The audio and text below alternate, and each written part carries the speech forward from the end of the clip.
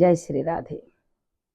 দেখুন, আজ আমরা শ্রবণ করব শ্রীমদ্ ভাগবত গীতার প্রথম অধ্যায়ের 44 নম্বর শ্লোক পাঠ করব।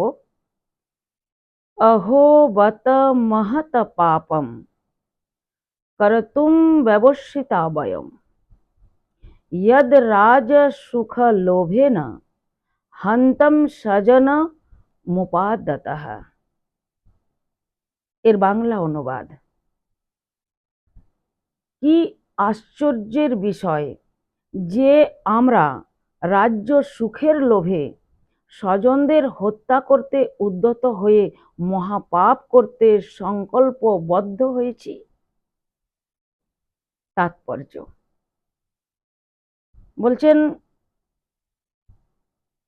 স্বার্থ সিদ্ধির জন্য মানুষকে মাতা পিতা ভাই বন্ধুকে হত্যা করতে দেখা যায়। পৃথিবীর ইতিহাস এর অনেক নজির আছে, কিন্তু ভগবত ভক্ত অর্জুন সর্বদা নৈতিক কর্তব্য অকর্তব্যের প্রতি সচেতন। তাই তিনি এই ধরনের কার্যকলাপ থেকে বিরত থাকাকে শ্রেয় বলে মনে করেছেন।